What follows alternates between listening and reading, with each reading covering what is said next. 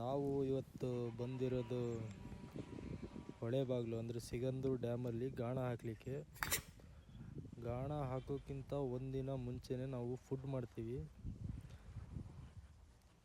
ನೋಡಿ ಲೊಕೇಶನ್ ನೋಡಿ,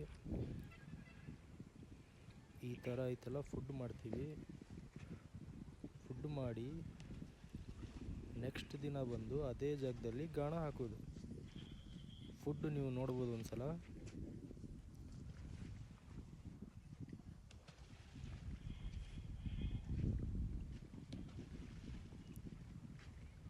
ನೋಡಿ ಈ ಥರ ಉಂಡೆ ಇರ್ತವೆ.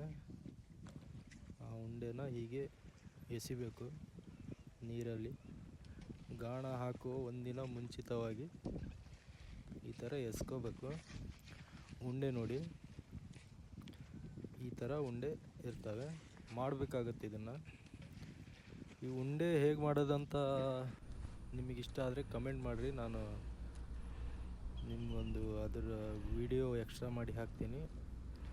ಇದು ಗಾಣದಲ್ಲಿ ನೆಕ್ಸ್ಟ್ ದಿನ ಬರ್ತೀವಲ್ಲ ನಾವು, ಈಗ ಬಂದೀವಿ ನಾವು ನೆಕ್ಸ್ಟ್ ದಿನ.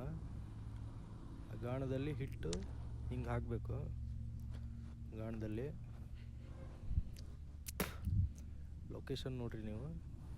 ಆ ಲಾಂಚಿಂದ ಆ ಸೈಡ್ ನಮ್ಮವ್ರು ಇಬ್ಬರು ಇದ್ದಾರೆ, ಆ ಲಾಂಚಿಂದ ಈ ಸೈಡ್ ನಾವು ಇಬ್ಬರು ಕುಂತಿದ್ದೀವಿ. ಈ ಥರ ಉಂಡೆನ ಗಾಣದಲ್ಲಿ ಹಾಕಿ ನೋಡಿ, ಇದೇ ಥರ ಆ ಗಾಣದಲ್ಲೂ ಹಾಕಿ ನೀರಲ್ಲಿ ಎಸಿತೀವಿ ನಾವು. ಫುಡ್ ಮಾಡಿರುವಂತಹ ಜಾಗದಲ್ಲೇ ಎಸಿಬೇಕು.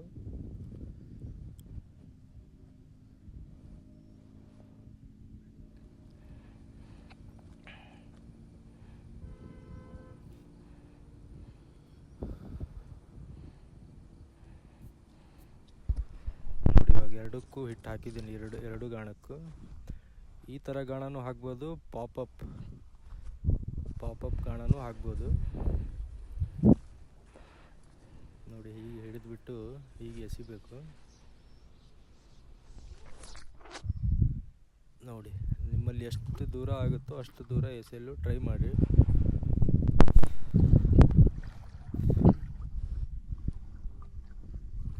ಗಾಣ ಹಾಕಿ ಭಾಳ ಹೊತ್ತಾಯಿತು, ಒಂದು 2-3 ಗಂಟೆ ಆಯಿತು.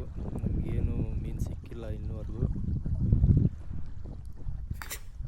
ಗಾಳಿ ಭಾಳ ಇದೆ ಇಲ್ಲಿ.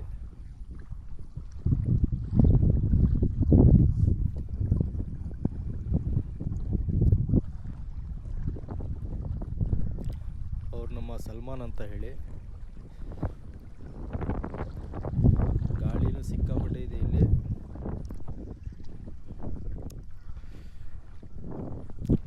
ನೋಡೋಣ ಏನು ಸಿಗುತ್ತೆ ಅಂತ.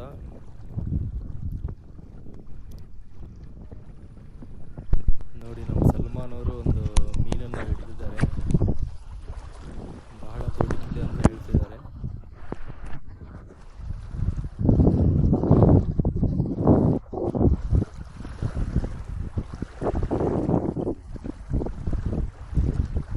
ಸಣ್ಣ ಮೀನಿದು.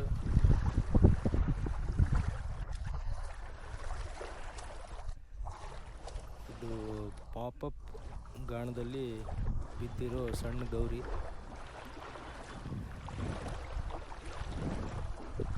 ನೋಡಿ ಪಾಪಪ್ಪಲ್ಲಿ ಏನು ಉಪಯೋಗ ಆಗುತ್ತೆ ಅಂದರೆ, ಬರೀ ಬಾಯಲ್ಲಷ್ಟೇ ಮುಳ್ಳು ಸಿಗಾಕಣಲ್ಲ. ಆ ಫುಡ್ಡನ್ನು ತಿನ್ನಕ್ಕೆ ಬಂದರೆ ಮೀನು ಕಣ್ಣಿಗೆ ಇಲ್ಲ ಚರ್ಮಕ್ಕೆ, ಮೂಗಿಗೆ, ಎಲ್ಲಾದರೂ ಕಣ್ಣಿಗೆ ಈ ಥರ ಸಿಗಾಕೊಳ್ತದೆ. ಆವಾಗ ನಾವು ಹಿಡಿಬೇಕು. ನಿಮ್ಗೆ ಈ ಥರ ಪಾಪಪ್ ಬೇಕಂದರೆ ಡಿಸ್ಕ್ರಿಪ್ಷನ್ನಲ್ಲಿ ಲಿಂಕ್ ಇದೆ, ಅಲ್ಲಿ ಹೋಗಿ ಬೈ ಮಾಡ್ಬೋದು ನೀವು. ನೋಡಿ ಇದೆ ಒಂದು ಸಣ್ಣ ಗೌರಿ.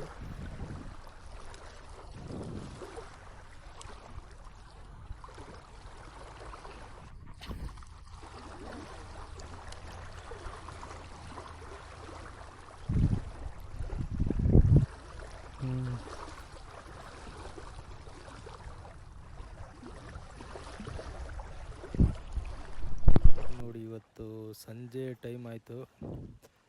ಇಲ್ಲಿವರೆಗೂ ಸಿಕ್ಕಿದ್ದೇನೆಂದರೆ ಇದು ಒಂದು 1.5 kg ಇರ್ಬೋದು, 1.5 ಇಂದ 2 kg. ಆಮೇಲೆ ಇದೊಂದು ಚಿಕ್ಕದೊಂದು ಸಿಕ್ಕಿದೆ, ಒಂದು ಅರ್ಧ ಕೆ ಜಿ ಇರ್ಬೋದು. ಇಷ್ಟೇ.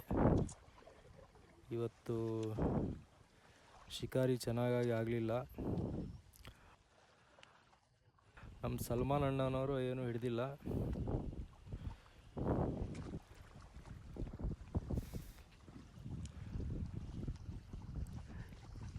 ಈ ಥರ 1, 2, 3 ಗಾಣ ಹೀಗೆ ಹಾಕ್ತೀವಿ ನಾವು.